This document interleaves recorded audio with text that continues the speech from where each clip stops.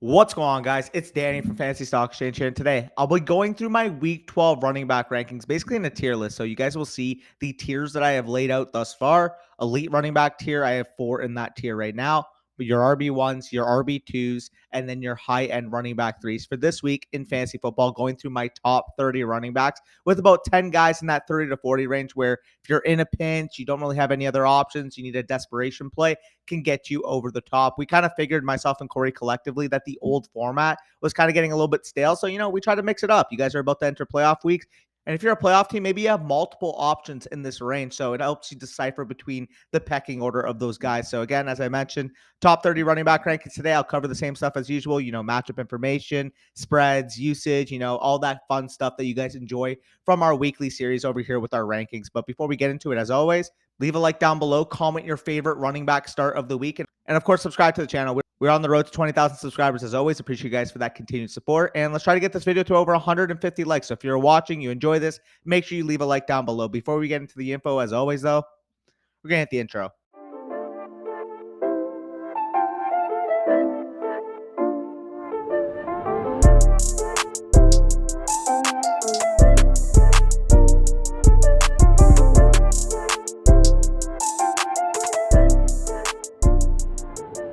All right, before I get into the official rankings, here is the running back matchup chart for Week 12. No bye weeks this week, and you guys can see on the screen right now some of the harder profiled matchups happen to be Isaiah Pacheco and Jerick McKinnon of the Kansas City Chiefs going to play the Los Angeles Rams, Samaje Perine playing against the Tennessee Titans, and Alvin Kamara playing against the San Francisco 49ers. On the flip side, some of your easier matchups happen to be Rachaad White going up against that Cleveland Browns front.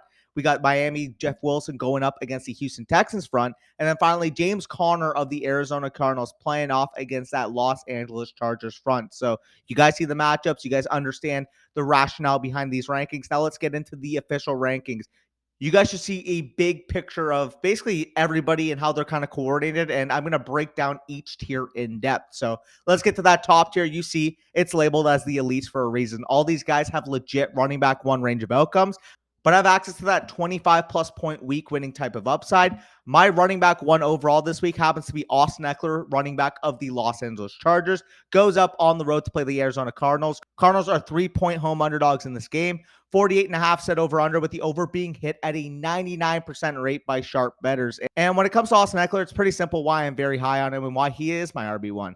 20.6 opportunities per game this season, including 8.2 targets per game in that stretch in the first 10 games he has played this year. You combine that with 11 touchdowns from scrimmage in his first 10 games played, it's clear why he has that legit week winning upside any given week. Not to mention, you guys would have saw on that chart, the 5th softest matchup according to our matchup chart. And with Mike Williams out, I expect Herbert to continue leaning on Eckler extensively in the passing game, and for Eckler to have another, 10-plus target level game in this game environment. I wouldn't be shocked if he's nearing that 25 to 30 PPR point type of range this week. My running back one. My running back two on the week is going to be Christian McCaffrey of the San Francisco 49ers, playing at home this week against the New Orleans Saints. San Francisco is a 9.5-point home favorite in this game. 43 set over under, but the Sharps hitting the over at a 93% rate. And he's had 24 targets in his first 3 full games as a 49er. 25.85 PPR points per game in that stretch, including a near 43-point outing against the Los Angeles Rams. Carry volume is a bit of a concern considering his rush share in the past 2 games, but I'm really willing to overlook that carry volume in his last game. Bell cow usage in the first half prior to San Francisco pulling its starters, and you guys would see that in the first half of last week's game, that blowout against the Cardinals, Christian McCaffrey commanded 25 of the 28 backfield snaps and ran 19 of the 21 backfield routes, not to mention out-touching Elijah Mitchell 10-1 in that first half area. RB3 this week for me is going to be Derrick Henry going up against the Cincinnati Bengals at home. Tennessee is a 2.5-point home underdog in this game. 43.5 set over under, with the over being hit at a 79% rate. And it's pretty simple to why I like Derrick Henry this week. 24.3 opportunities per game this season, including 10 touchdowns in his first 10 games, combined with an unforeseen receiving upside. It's not much. It's only 2.3 targets per game, but equated across a full season would actually be a career high when it comes to the king himself. So if you're getting that elite rushing usage that he's shown year to year, combined with a little bit more receiving upside, Derrick Henry clear-cut top 5 running back every single week. He's averaging over 20 PPR points per game this season. And as we know, as I kind of said, he gets that volume that no other back in fantasy can simply reach. Cincinnati, I get it, is an average matchup on the ground according to the matchup chart, but I'm relying on this carry volume and red zone involvement to continue on a Titans offense that looks to have finally found their rhythm. Not to mention 20 plus PPR points for the King himself in 6 of his last 8 games, including matchup against the Colts twice, the Commanders, the Broncos, all very stout run defenses. So I think King Henry is going to have yet another good game. Again, I think Cincinnati's going to be able to put up a fight on the other end, but I do think that the Titans offense starts and ends with the King himself. Number 4 is going to be Kenneth Walker, running back for the Seattle Seahawks, the final running back in my elite tier this week. Seattle's a 4-point home favorite going up against Las Vegas Raiders, 47.5 set over under, with the over being hit at a 93% rate. And it's pretty easy to see why I'm very high on Kenneth Walker. I mean, this might be spicy. A lot more people might have him in that tier down running back 1 range, but I do think that elite ceiling is in the range of outcomes when it comes to Walker. And the reason why, 23 opportunities per game since his first start in week 6, including 17 targets in that stretch, about 3.4 targets per game. Not to mention 7 touchdowns in those 5 games, averaging 20.5 PPR points per game. Now faces a very soft Vegas defense and a 47.5 implied total game as a 4-point home favorite. It's the 4th easiest matchup on the matchup chart you guys would have saw, in a matchup that, of course, the Seahawks should have their way up front. I think K-Dub is going to be a league winner down the stretch by every single metric. And this week, I think running back 1 overall is in the range of outcomes for Kenneth Walker. So those are the elite running backs. I kind of mentioned it. Austin Eckler, Christian McCaffrey, Kenneth Walker, and of course, Derrick Henry, the King himself. Now we get into that, running back 1 range, the safe running back 1 projections. Not quite the same ceiling as those first 4, given maybe, talent discrepancy, workload discrepancy, or potential matchup discrepancies, but are still fine, set it and forget it running back 1 level options. My running back 5 overall this week, in a slight tier down from the RB4, is going to be Jonathan Taylor, running back for the Indianapolis Colts, going up at home to play the Pittsburgh Steelers on Monday Night Football. Indy is a 2.5-point home favorite in this game. 39 set over under, with the under being hit at a 63% rate. And we understand the rationale when it comes to Jonathan Taylor. He's an all-world caliber running back. The workload has been excellent in each of the last 2 weeks as he claws back to that 2021 form that saw him win leagues down the stretch. But I do think that the matchup difference here is the big reason why he's a slight notch below, again, Eckler, CMC, Henry, and Kenneth Walker. 39 implied game total for this matchup against a Steelers rush defense that has allowed opposing main backs, Kamara, Mixon, and Pirine, in the last 2 games to combine for 26 carries and 76 rushing yards upon TJ Watt's return. Obviously, we get it. Jonathan Taylor is a good enough player to overcome a potentially stingy run defense with his carry volume alone and that breakaway ability he brings on a carry-to-carry basis. But JT's most likely path to paying off is touchdowns and receiving work, where he's averaged roughly 3.9 targets per game despite being in and out of the lineup. I still think he's clearly at the top of the tier 2 for me, despite the matchup against the team that is ranked 10th on the matchup chart, because he is that level of a talent to overcome the situations. So the matchup alone keeps him out of that top tier, but I think he's well within that next tier, that top of the next tier. Set it and forget it, RB1. We've really progressed past that stage where Jonathan Taylor was dealing with the injuries. He looks like the healthy Jonathan Taylor of old. My RB6 this week would be Tony Pollard, but again, he already played on Thanksgiving, so we can transition straight to my running back 7, Travis Etienne of the Jacksonville Jaguars, playing at home against the Baltimore Ravens. Jacksonville is a 3.5-point home underdog in this game, 43.5 set over under, with the under being hit at an 83% clip. And it's pretty simple when it comes to Travis Etienne as well. 23.7 opportunities per game since the James Robinson trade, and 20.7 fantasy points per game in that stretch. This has been really, surprisingly enough, as a result of extensive groundwork rather than elite receiving involvement that we expected coming into the year. He still obviously has that receiving ability, but he has a very similar profile to that of a guy like Kenneth Walker right now. The main difference obviously being the matchup this week. Walker, a very advantageous matchup for his own right, whereas Travis Etienne faces the 11th toughest matchup according to the matchup chart. Again, his volume alone will keep his range of outcome steady, but playing an actual defense rather than, the cupcakes that are playing in tier 1 pushes his outlook slightly down a tick. Still a really good running back, still a top 8 level player in my rankings this week, but because of the matchup against Baltimore compared to the cupcakes above, got to rank him here. Number 8 is going to be Jeff Wilson, running back of the Miami Dolphins, going up to play the Houston Texans at home in a game where Miami are 14-point home favorites. 47 set over under, with the Sharps hitting the over at a 64% rate. And I get it. It may seem spicy, but we are aggressively propping up Jeff Wilson Jr. this week. RB1 usage, even when Raheem Mostert is there. And Jeff Wilson is now set to handle an even larger workload in a game where his team, again, is a 14-point home favorite, in a game where Miami is implied for 31 points. Combine that with the fact that Houston is the single worst team in rush defense DVOA and the second worst matchup on this matchup chart. We are absolutely cooking when it comes to Jeff Wilson Jr. If you have him, he is in your lineup.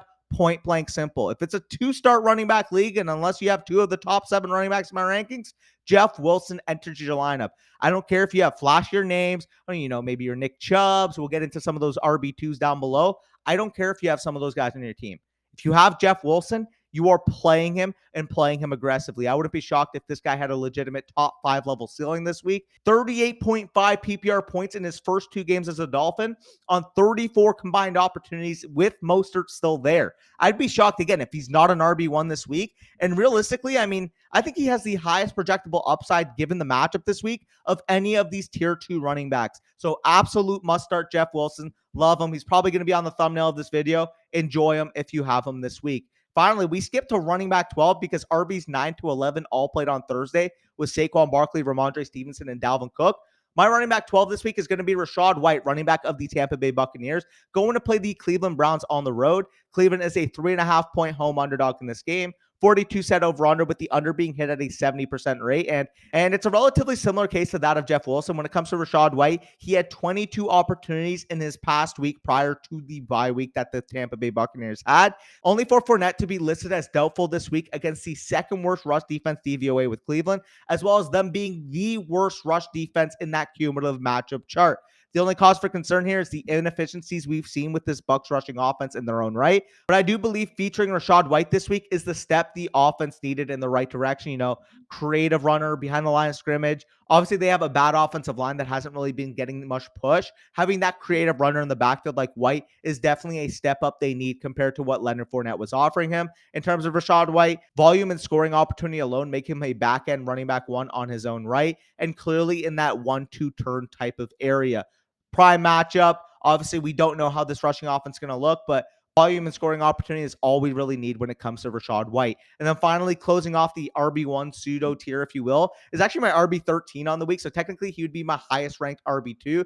I think he's closer to this tier than he is to the rest of the running back 2s. That's going to be Nick Chubb, running back of the Cleveland Browns, going up to play the Tampa Bay Buccaneers at home. Again, I already mentioned the spread when it comes to Rachaad White, but I'll list it again. 3.5-point home underdogs when it comes to the Browns. 42 set over under, with the under being hit at a 70% clip. And the biggest advantage that Chubb has over anyone in this running back 1-2 range is that he's arguably the best running back in the entire NFL. The Bucs, while still a stingy run defense, are not quite the same unit that it was a year ago in terms of being an absolute death sentence against opposing running backs. And when it comes to Chubb, he still received a solid running back 2 level workload this year, 19.6 opportunities per game, even if it's not comparable to some of the elite running back 1's usages like I pointed out above. Overall, if you have Chubb, you're starting him because of the relatively safe range of outcomes rather than that elite single week ceiling. And I do think he stays in the top 15-ish type of range every single week, regardless of matchup, because he is that level of a player. They have that good of a scheme, and they are that good of a rushing offense when it comes to the Cleveland Browns. And off of Nick Chubb, we are on to the 3rd tier of running back this week, aka the running back 2s tier. They have plausible upside, but either have a death sentence of a matchup, volume concerns, or straight up talent concerns, keeping them out of the top 2 tiers. Wasting no time, we head on to RB14 and the first of this tier for me this week. Alvin Kamara going up on the road against the San Francisco 49ers. Niners are 9.5-point home favorites in this game. Over-under set at 43, with the over being hit at a 93% clip. And he kicks off this list facing a San Francisco defense that has smothered opposing running backs, and they have played to their expectation, especially in recent weeks. We know that Alvin Kamara is most likely to be inefficient in this game on the ground, and given the fact that New Orleans is a near 10-point road underdog in this game, it's really tough to envision much scoring upside given their 17-point implied team total. We really need AK to pay off in the receiving game. He's had about 6.5 targets per game on the year. And despite the last few weeks being relatively quiet in that regard when it comes to Alvin Kamara, prior to that, in his previous 4 games, we saw target outputs of 6, 9, 9, and 10. We need that level of receiving usage for Kamara to pay off against this stingy San Francisco 49ers defense, keeping him in that running back 2 range, whereas unusual weeks he would be in that RB1 tier. RB15 this week is going to be James Conner, running back of the Arizona Cardinals, going up to play the Los Angeles Chargers at home. Cardinals are 3-point home underdogs in this game. 48.5 set over under, with the over being hit at a 99% clip. And this is the running back 2 that I have with talent question marks. We know that he has a great workload. We know that he has the 3rd easiest matchup on the matchup chart, 48.5 set over under. This is a play that all models are going to really like. The only thing here is that if James Conner was a good or great player, you could argue him being in that tier 1. But the problem, of course, is that he's extremely volatile week to week, given his own talent level. I wouldn't hold it against anyone if they had him in the RB1 range, but I'll forever view Conner as a volume-dependent, high-end running back too, because to me, that's exactly what he is. Next running back, and we're going to try to get these a little more rapid fire from here on out, but Aaron Jones, running back of the Green Bay Packers, going up on the road to play the Philadelphia Eagles. Obviously, Philadelphia, 6.5-point home favorites in this game. 46.5 set over under, with the under being hit an 80% clip. And I don't mind Aaron Jones, but the problem here is that Green Bay are 20-point implied road underdogs in this game against a 9-1 Eagles team. While the target totals for the most part are fine with Aaron Jones, he really needs that weekly rushing ceiling to truly pay off, in my opinion. Why I prefer a guy like, Alvin Kamara is that we expect AK to be less efficient on the ground from a matchup perspective, but the 6.5 targets per game that Alvin Kamara gets versus the 4.5 that Aaron Jones gets is a big discrepancy. With the young Packers wide receivers finally starting to emerge, this fake, Aaron Jones will lead them in the receiving narrative can finally be put to rest. I think he's still fine, a high-end running back too, but relying on him for anything more than that is false hopes, in my opinion. RB17 on the week is going to be Dameon Pierce, running back of the Houston Texans, going up to play the Miami Dolphins on the road. Miami is a 14-point home favorite in this game. 47 set over under, with the over being hit at a 64% clip. And we know with Dameon Pierce, he is a pure workhorse running back. The problem is that the team stinks, and Miami has the 5th toughest matchup on the matchup chart. Pierce is currently averaging over 20 opportunities per game, despite splitting the backfield with Rex Burkhead to start the season. And in my opinion, is the definition of a volume-based running back too. While I still think, he's a talented running back in his own right, because he is a predominant between the tackles running back on a 14-point implied road underdog, doesn't bode well for his scoring opportunity. And the problem with that as well is that only 3 targets per game for Pierce this season indicates to me that he won't be able to recover the lack of rushing output with receiving work that he could potentially see in a negative game script. So Dameon Pierce, unless he falls into the end zone, realistically is going to be an RB2-3 type this week, especially in that matchup against Miami, given the implied total. If you have Pierce, you're starting him, but realistically temper your expectations. Next running back is going to be David Montgomery, running back of the Chicago Bears, going up on the road to play the New York Jets. Jets are 6-point home favorites in this game. Over under set at 38.5, with the under being hit at an 82% clip. With Khalil Herbert put on IR, David Montgomery showed out this past week against the Atlanta Falcons, but of course faces a much stiffer test this week, traveling on the road to play the 6-4 New York Jets. 8th toughest matchup on the matchup chart in a game where Chicago's 16 implied points indicate where Vegas is at on this offensive outlook. Combine that with the uncertain health of promising young quarterback Justin Fields, and I think it's a very similar situation to that of Pierce, where they should be, safe volume running back 2s with situational outlook killing their upside. Next running back and running back 19 is going to be Miles Sanders, running back of the Philadelphia Eagles, going up to play the Green Bay Packers at home. Philadelphia 6.5-point implied home favorites in this game. 46.5 set over under, with the under being hit an 80% clip. And here we have a running back that I actually do think is a good, efficient player on a really good offense, playing at home with, of course, that positive game script. But the problem with Miles Sanders is that he doesn't get any work in receiving situations for the Philadelphia Eagles. 9% seasonal targets per route run. Philadelphia simply does not feature him in the receiving aspect of their game. Obviously, with Sanders, touchdown upside, rushing share, make him an every week running back 2 with that potential boom week running back 1 upside. And I do think it's very plausible that he could do so this week against Green Bay, but I prefer the volume of other guys in this tier over him. But again, this is a whole tier for a reason. If you prefer Sanders higher, validly so. I just have him at that running back 19 range in my own personal rankings. Running back 20 for me this week is going to be Najee Harris of the Pittsburgh Steelers, going up on the road to play the Indianapolis Colts on Monday Night Football. Indianapolis is a 2.5-point home favorite in this game. 39 set over under, with the under being hit at a 63% clip. And again, he's a pure workhorse running back, finally figuring it out from an efficiency standpoint after the best game of his year this past week, in a situation where the main competitor for touches in Jaylen Warren is questionable for this game. Give him this week to prove me wrong. Again, he probably should be higher given how good he looked last week going into this week. But the Steelers really feasted up front against the Bengals, and I don't think that's going to be the case this week against a stout Colts front that ranks as the 6th hardest fantasy matchup against opposing running backs. If he can perform against this level of defense, I'm fine with resurrecting Najee back to that, mid to high end running back 2 area as long as Warren is out. But until I see it, he's going to be in the back end running back 2 range for my own rankings.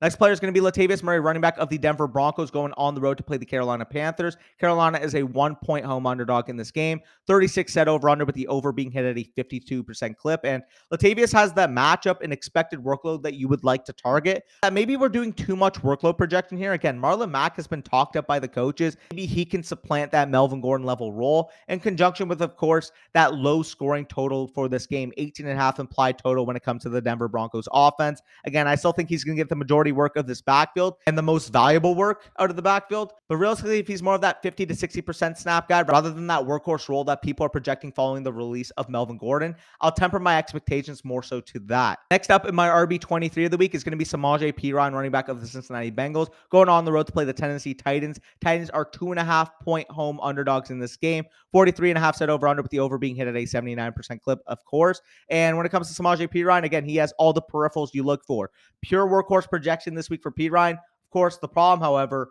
is that Tennessee has an elite rushing defense. Second hardest matchup on the entire matchup chart. Again, a low-scoring game environment, replacement-level talent when it comes to Samaje Perine.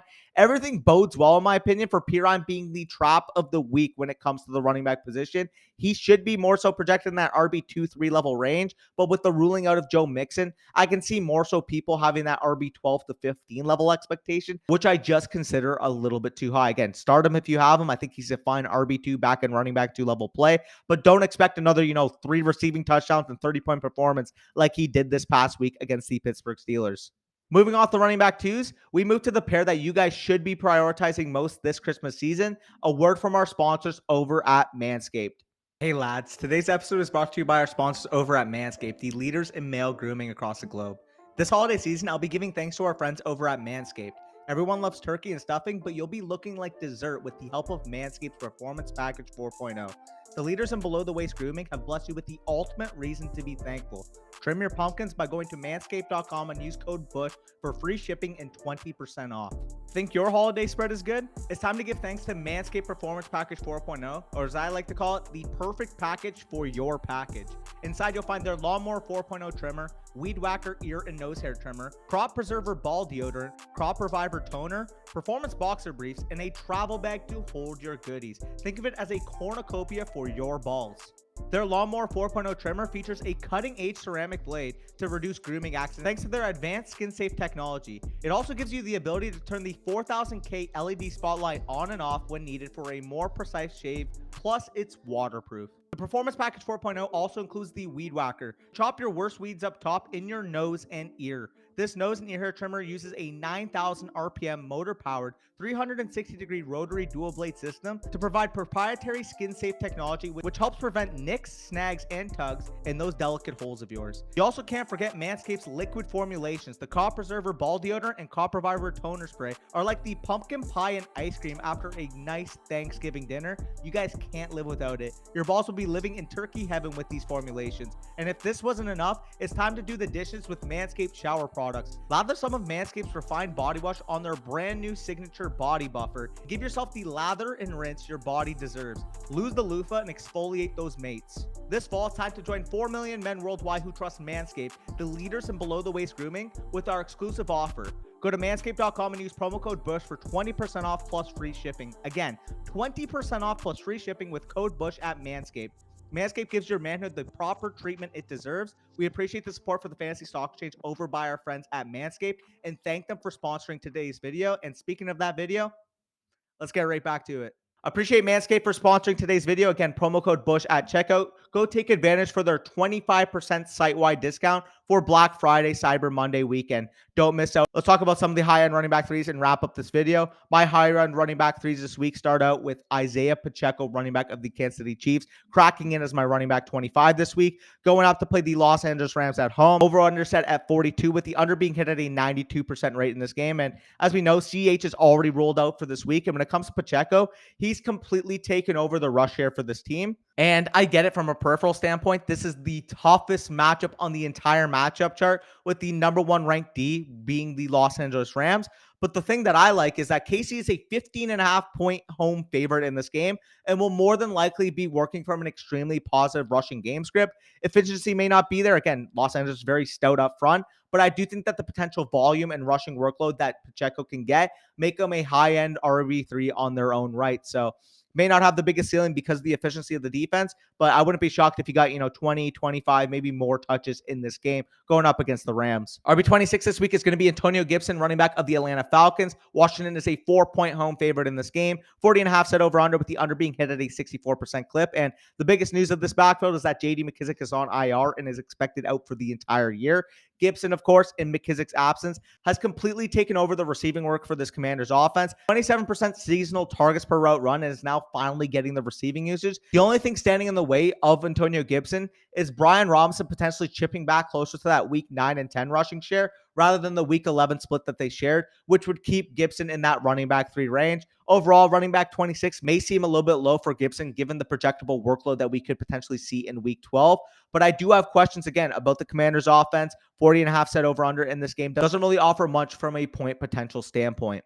RB27 for me this week is the flip side of that matchup. Cordell Patterson going up on the road to play the Washington Commanders. Washington is a 4-point home favorite in this game, as I mentioned. Over under set at 40.5, with the under being hit at a 64% clip. Flip side of the matchup, like I said, CPAT has really kind of been eased in these last few weeks, but I do think sooner rather than later, he will surpass Tyler Algier as he gets healthier in terms of this depth chart. Because of the uncertain nature, of course, however, he'll remain in that volatile running back 3 range, with the upside to rejoin running back 2 ranks if his role returns to what it was earlier in the season. And a game against Washington, again, fighting for the playoff lives, we'll find out a lot about Arthur Smith and the direction of this team based off how they perform and based off how Cordell Patterson is used in this game.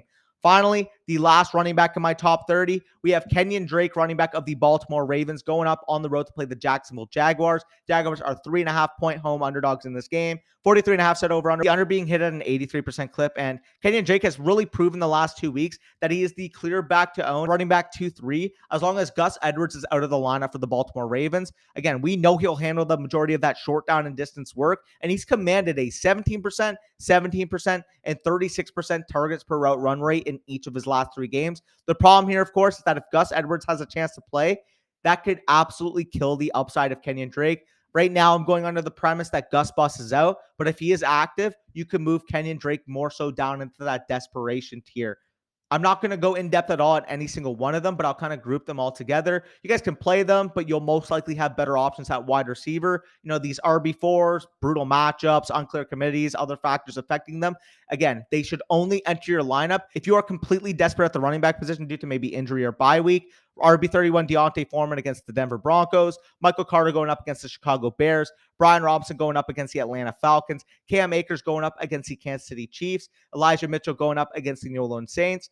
Kareem Hunt going up against the Tampa Bay Buccaneers. Tyler Algier going up against the Washington Commanders. A.J. Dillon going up against the Philadelphia Eagles. And then finally, my running back 40 this week, James Robinson going up against the Chicago Bears as well. Again, committees, brutal matchups, all of those factors are considered here as to why they are in this tier. And finally, I have a will they play tier. A lot of guys that are doubtful, questionable. We don't necessarily know if they're going to play in this game. Those guys being Josh Jacobs, Joe Mixon, Leonard Fournette, Jalen Warren, Gus Edwards, and Raheem Mostert. Either way, if you have made it to the end of this video, make sure you hit the like down below. Again, 150 plus like goal on this video. And of course, subscribe to the channel, again, on the road to 20,000 subscribers. Appreciate you guys for that continued support over here at the Fantasy Stock Exchange. Hopefully you guys secure the dub in your week 12 matchups and get yourself on the road to a playoff clinching spot. Until then, take care.